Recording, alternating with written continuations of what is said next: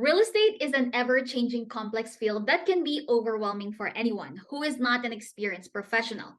Having a realtor can take away the stress and help you find the perfect property for you. So, a realtor can act as your guide and help you navigate the complex world of real estate. This is why in today's video, we have David Zambrano, my favorite colleague, who is going to help us, enlighten us with all the information that we are seeing in the internet and why it is beneficial for you as a buyer or a seller having a realtor on your side.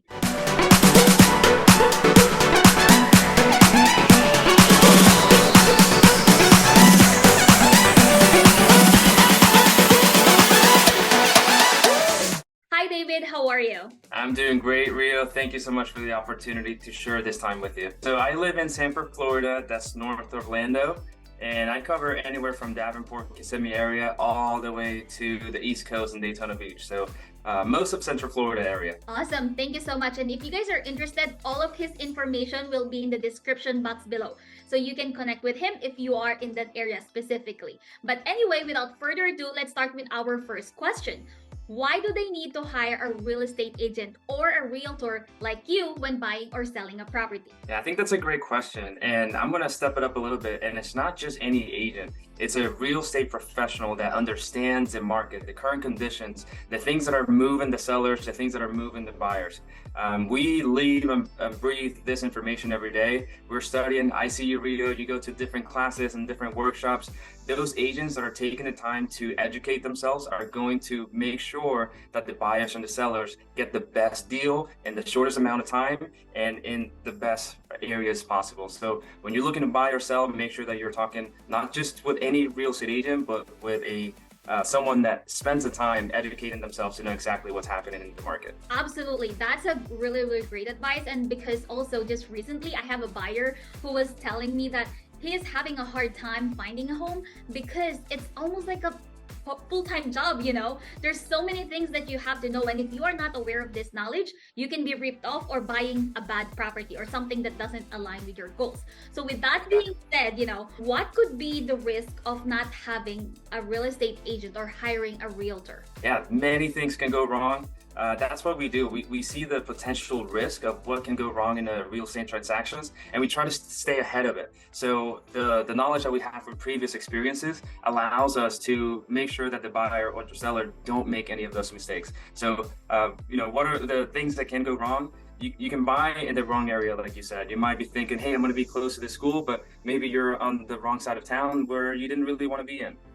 So having a knowledgeable real estate agent is really beneficial. The thing is, if when you talk to a realtor, they know exactly what you need, right? Because you talk to them about your goals and they can, tell you that, oh, actually, this is a red flag property. Or if you plan, let's say, building a manufactured home, and the area has a zoning limits, right? There are areas that you cannot build just, whatever property or building that you wanted to do. So, and the third question is a lot of people are, are still on the fence, What is the benefits of being a homeowner and a renter? There is so many benefits of being a homeowner.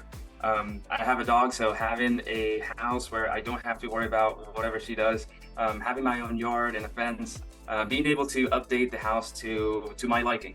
But other than that, I think it's the equity that you're building, the structure, especially if you have kids. It's shown that kids that grow in their own house tend to be happier, tend to do better in school. And not only that, when you're looking at what you can offer to your kids in the future, maybe you're ready to downsize and you can leave that house for them. Another thing that a lot of us are talking about is maybe there is a recession, maybe the prices will drop, people will lose their jobs.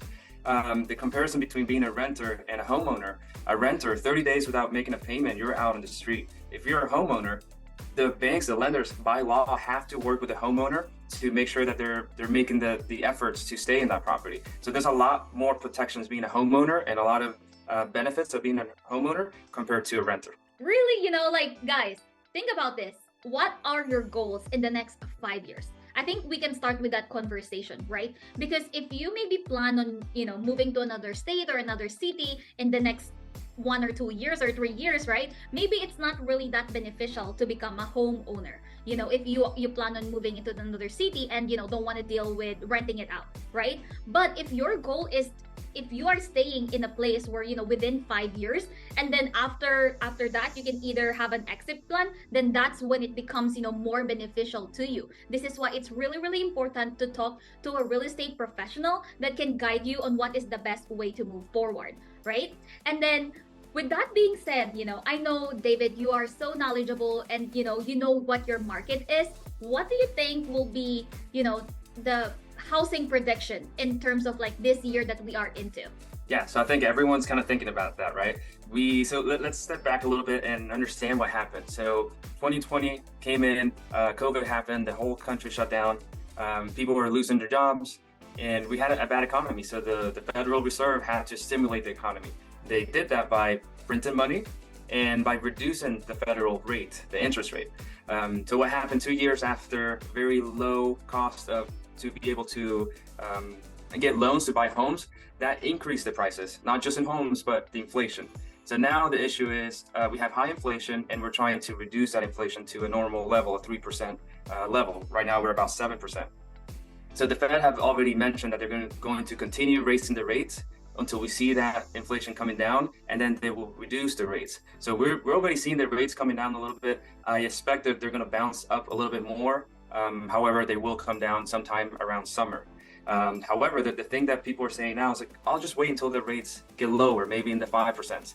What's going to happen then is all those buyers that have been on the fence and waiting to get back into the market, as soon as we get to like the 5.5s or maybe 5%, there's going to be a lot of buyers coming in, especially here in Florida, because there's a lot of demand in Florida.